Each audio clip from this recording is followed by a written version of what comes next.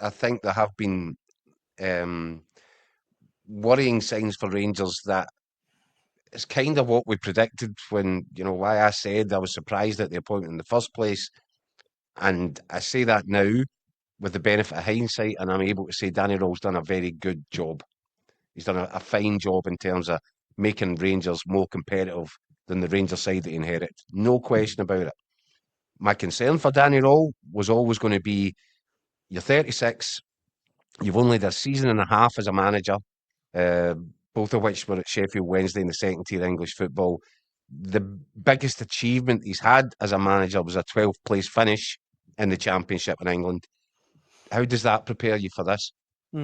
I'm not sure that it does. And I know that he was number 2 at Hansi Flick, and he's been in big, around big clubs and big players.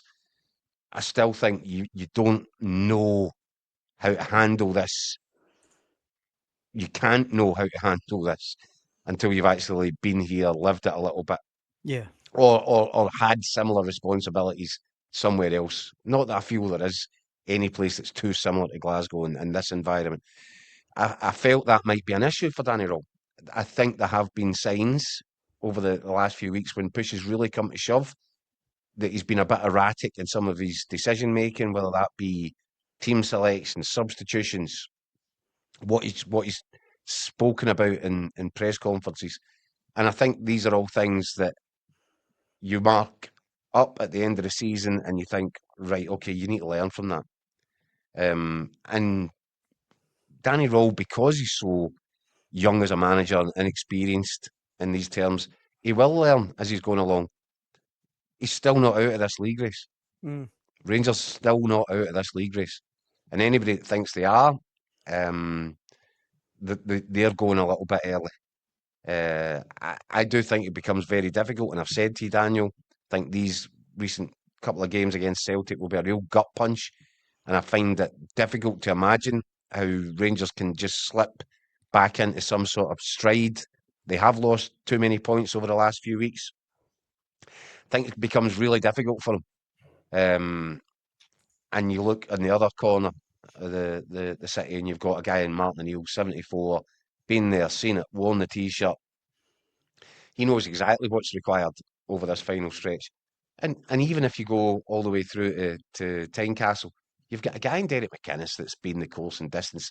All right, he doesn't have Martin O'Neill's managerial CV in terms of trophies won, but he knows what this league's all about, and he knows what's required. And it's almost as if he's done a long time getting himself to be in this position. But I do think anyway that the experience he's picked up along the way will help him cope with it. And I think you've seen that in the way that he's rallied hearts, he's sent out good messaging, he's got his team where he wants them to be. They've not been shown any signs up until this point of cracking under the strain of it all. And I think that is reflected, that's a reflection of a manager who pretty much might have been made for this very moment. His whole career might have been an audition for this very moment. So, look, nobody can say with any sort of certainty how it plays out from here. Rangers could come storming back into this. Celtic might just set off on a run. Hearts might continue to do what Hearts have been continuing to do all season. Motherwell could come from nowhere. Motherwell could go to Celtic Park at the weekend and get a result that turns the tables and throws in a whole new plot twist to the storyline. Anything's possible. It's now just a matter of watching it unfold before your very eyes and studying who's dealing with it in the best manner. And that's going to be the critical point as this campaign comes to a climax. One very quick visit to the comments, Keith, before we finish, because there's so many coming in. It would be a disservice to the guys not to throw them to you, if that's okay. Jay says, if you can't beat Celtic reserves at home, I don't think you have much of a chance. McKenna says, McInnes is getting advice from Fergie, don't forget. But Marzuno says, Dell's only an expert at finishing second and not winning any cups.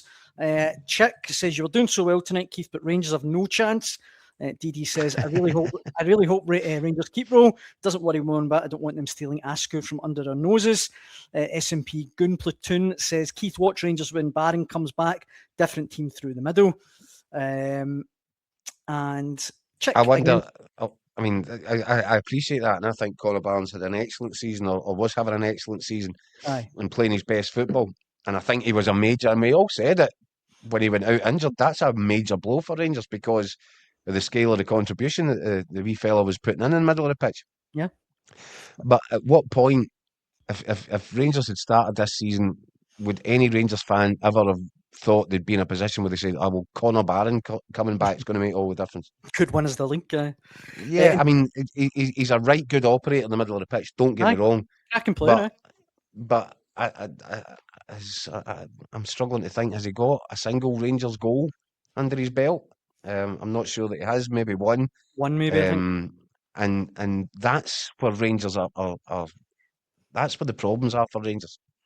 The creativity in the final third, and they don't have a reliable goal scorer. That I think will be a big issue. Same as Celtic. Celtic, as the guys are saying there, they don't have a striker. The Martin O'Neill's having to cobble this thing together without a recognised, reliable number 9. Aye. And again, you flip that all round, and Derek McInnes is just about to bring back Lawrence Shankland, and he's got Claudio Braga.